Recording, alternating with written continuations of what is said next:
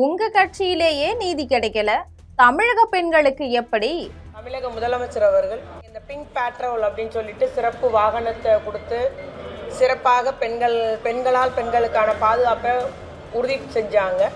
அதை இன்னைக்கு பேர் மாற்றம் போட்டு ஸ்டிக்கர் ஒட்டி இன்னைக்கு ஒரு பேர் வச்சு பண்ணியிருக்கிறாங்க. விஜய்க்கு கீதா ஜீவன் சரமாரி கேள்வி. ஆனா இந்த முதலமைச்சர் அவர்களுக்காக உழைத்த அவருடைய ரசிகையான நீண்ட நாள் ரசிகையான ஸ்ரீவைகுண்டத்தை சார்ந்த ஒரு பெண்ணு தொடர் முதலமைச்சர் நடவடிக்கை என்று சொல்லிட்டு அவர் கதறி அழுது கொண்டிருப்பது சிஎம்க்கு கேட்கல.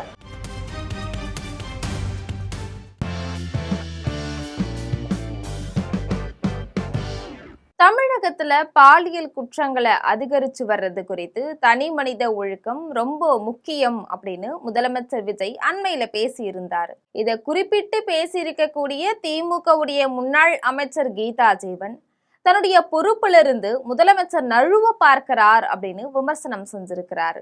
தூத்துக்குடியில திமுகவுடைய முன்னாள் அமைச்சர் கீதா ஜீவன் செய்தியாளர்களை சந்திச்சு பேசினாங்க.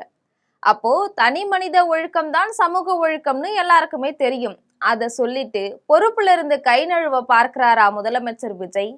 உங்களுடைய கட்சிக்காரங்களுக்கே கிடைக்காத நீதி ஒட்டுமொத்த தமிழக பெண்களுக்கு எப்படி கிடைக்கும்? அவங்க எப்படி தமிழக பெண்களுக்கு நீதி வழங்க போகிறார்கள்?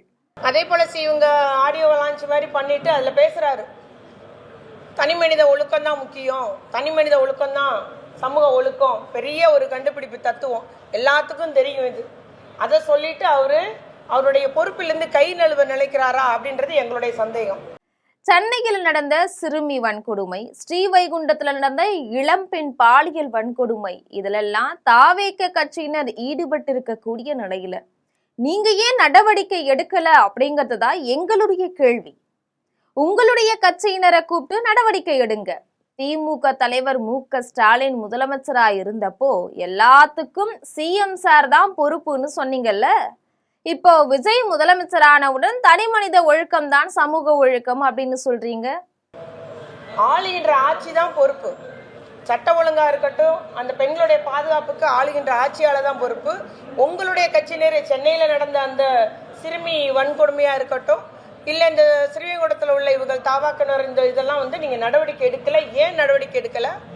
அதை மறைக்க பார்க்குறீங்களா அப்படின்றதான் எங்களுடைய கேள்வி. இதே மாதிரி மட்டும் இல்லை, இவங்க மட்டும் இல்லை, எத்தனையோ பெண்கள் இதே போல பாதிக்கப்பட்டிருப்பார்கள் என்பது எங்களுடைய சந்தேகம். ஆகவே நீங்கள் உங்களுடைய கட்சியினரை கூப்பிட்டு நடவடிக்கை எடுங்க. இது போல எத்தனை பெண்கள் பாதிப்படைஞ்சிருக்காங்க என்பதை விசாரிக்க வேண்டும். அப்போ இருந்த சிஎம் சாருக்கு மட்டும் சமூக ஒழுக்கம்னு சொல்ல தெரியாதா? அப்படி என்றால் நீங்கள் வசனம் பேசவில்லையா? புரிந்து பேசுறீங்களா? சிங்கப்பெண் அதிரடிப்படை தொடக்க விழா அப்படிங்கிறது ஒரு ஆடியோ லான்ச் மாதிரி இருந்துச்சு. எப்படியெல்லாம் பிரச்சார பயணமும் ஒரு சினிமா ஒத்திகை பார்த்தது போல இருந்துச்சோ அதே மாதிரி இது ஆடியோ லான்ச் மாதிரி ஒரு நிகழ்ச்சியா இருந்துச்சு. அதுக்கு பெரிய அளவுல ப்ரமோஷன் செய்யப்பட்டுச்சு. ஒரு குழந்தை பெறுவதற்கே 10 மாசம் ஆகும். ஆட்சி மாறினதும் எல்லாம் நாங்க தான் சமூக ஊடகங்கள்ல பொய் செய்திய ப்ரமோட் செய்யறாங்க. இனி மக்கள் எல்லாருமே வரக்கூடிய செய்திகள் உண்மையா அப்படிங்கிற ஆய்வு செஞ்சு அதோடைய உண்மை தன்மையை புரிந்துக்கணும் அப்படிங்கிறது என்னுடைய வேண்டுகோள்.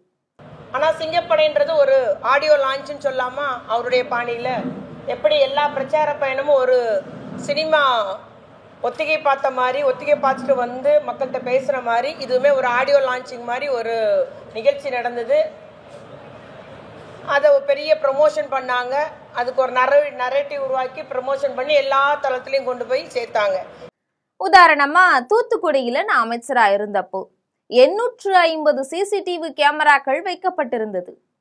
இவங்க ஆட்சிக்கு வந்தவுடன் அடுத்த மறுநாளே எங்களுடைய முதலமைச்சர் சிசிடிவி கேமராக்கள் வச்சுட்டார் அப்படின்னு ஒரு செய்தி சமூக வலைதளங்கள்ல பரவுது. உதாரணமா சொல்லணும்னா நம்ம தூத்துக்குடியிலே 850 சிசிடிவி கேமரா வச்சது திமுக ஆட்சி காலத்துல நான் அமைச்சராக இருக்கும்போது வச்சது. இவங்க ஆட்சிக்கு வந்தோன்னு சொல்றாங்க, பாருங்க மறுநாளே எங்க முதலமைச்சர் சிசிடிவி கேமரா வச்சு விட்டார்னு ஒரு செய்தி பரவுது சமூக ஊடகங்கள்ல. அதே மாதிரி நம்முடைய பகுதியில மாணவர்களுக்காக ஏசி பஸ் ஸ்டாப் என்னுடைய சட்டமன்ற நிதியில வச்சோம். ஆனா அதை இப்ப மாணவர்களுக்காக ஒரு ஏசி பஸ் ஸ்டாப் வச்சுட்டோம் அப்படின்னு சமூக வலைதளங்கள்ல பரப்புறாங்க.